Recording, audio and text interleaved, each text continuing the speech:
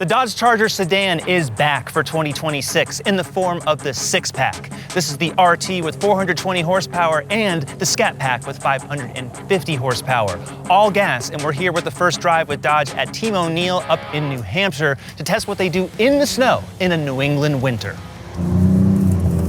The Charger's pretty controllable, I would say, at the limit, and I'm an amateur drifter. But there's multiple all-wheel drive modes, up to 100% in the rear, and up to 50-50 split with the clutch pack engaged. Mechanical limited slip is also fully standard.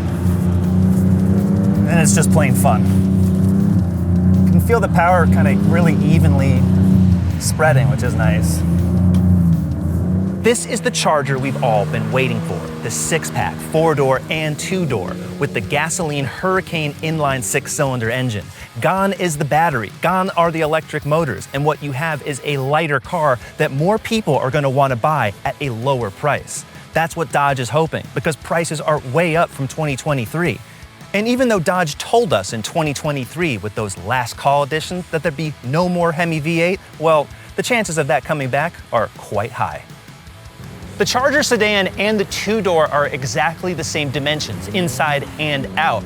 Dodge now for the first time is offering this because the Challenger is discontinued permanently.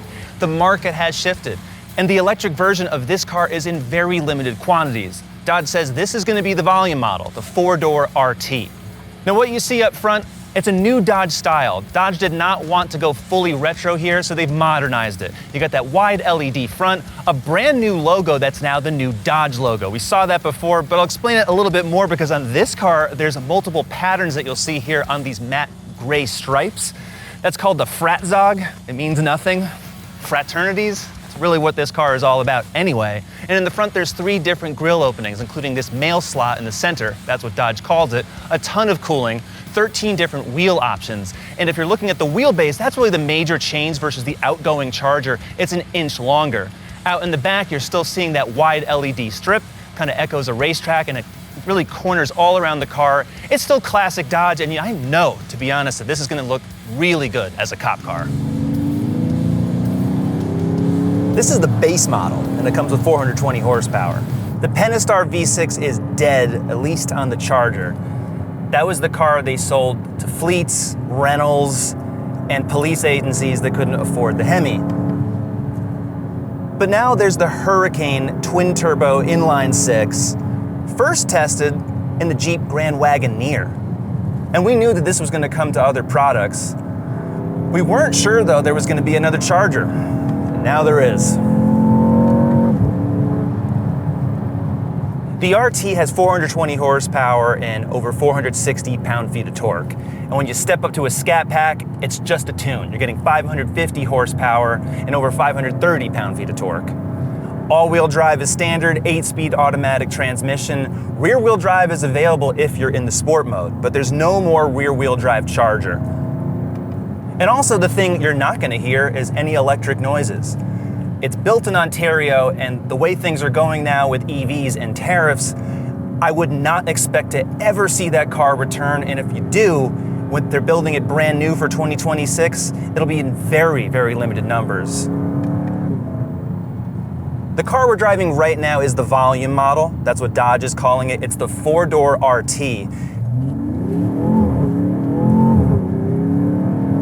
It's a lot of great sound and tremendous power for a base model car. Now, base model in 2026 is 50 grand, but that's just a few grand more where the 2023 model, it's the last model year Charger you could buy brand new, was in the RT trim, in that Hemi V8. I do love me a Hemi, but this Hurricane, just as we tested it in the Ram, and when it debuted in the Grand Wagoneer, it's a great 6. Really is.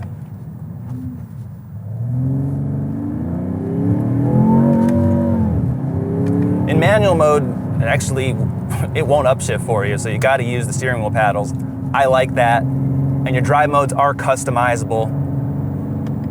And it's just as easy to adjust these as before. Dodge moved this drive mode button from the dashboard to the steering wheel, and if you double tap it, you can basically go into the customized mode and you can see all of that right in front of you, just like before, only the software works even faster and it's easier. For such a large and heavy car, this Charger, the Sixpack, is about 1,000 pounds lighter than the EV. It's no surprise, there being no battery. But the Charger, like ever, is no lightweight car. You're talking about 5,000, a little under on the curb weight. It's a big car. This is just giant old type of American muscle that Dodge has been making for decades. So it's the same formula, only now it's reimagined a bit.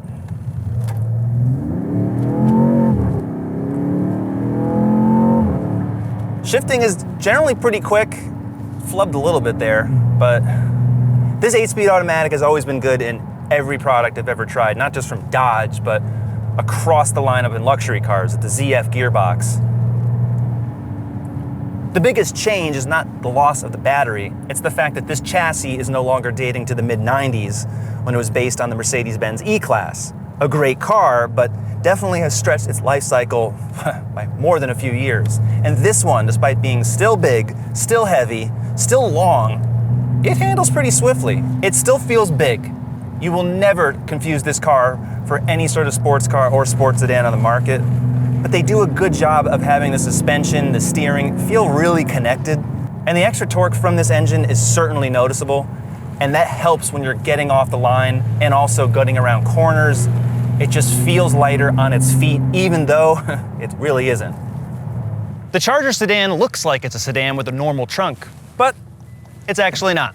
It's a hatchback with over 37 cubic feet of space, and it's extra wide. Whether 2-door or 4-door, the interior space is exactly the same, including the back seat. Truly, if you're getting a coupe, there's no other coupe on the market this big and spacious unless you're going to Rolls-Royce.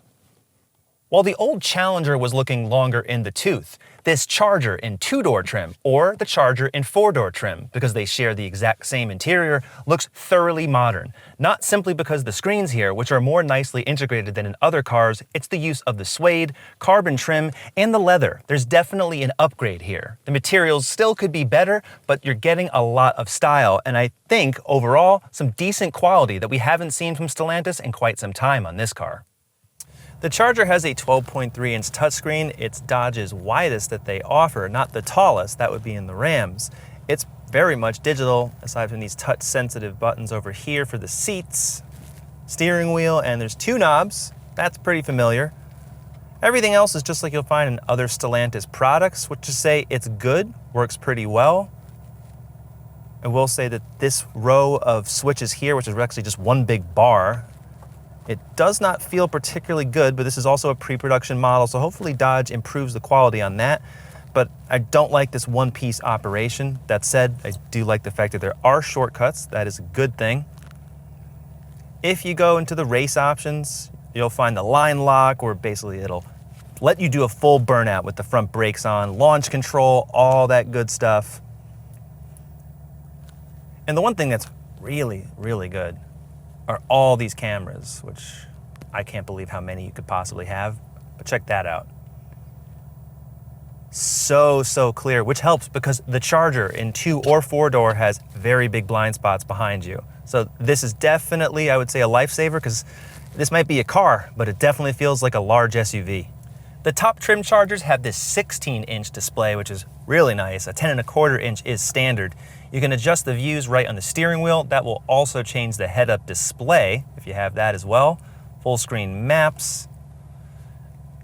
It really is clear. I like the fact that you can just easily adjust information here. Works very similar to how the old systems did, and those are very good as it was on the last generation Charger. This one just looks clear and cleaner. I like it. The 2026 Dodge Charger 6-pack starts at $50,000 for the RT. If you get the Scat Pack, which has more power, you pay $55,000. The base price on a Daytona Scat Pack is $60,000. Add $2,000 if you're choosing the 4-door. Those prices are expectedly more money than they were back in 2023 for those same trims, and the base price on the entire Charger lineup is $15,000 more to start. But that base V6 rental car spec, it's not here anymore. This Charger is clearly positioned more as a premium segment car. Now, Dodge was planning this all along for the Charger to be both gas and electric, but what you're seeing today and for the next several years, gas is going to be king just as it always was at Dodge. These vehicles, 6-cylinder turbos, they're way more expensive than before. However, you're getting a whole lot more car. This style, I think, will stick around for a long time, and it's gonna please the Dodge fans even more when the V8 truly comes back. For more videos, go to CarGurus.com, subscribe to the YouTube channel, and we'll see you next time.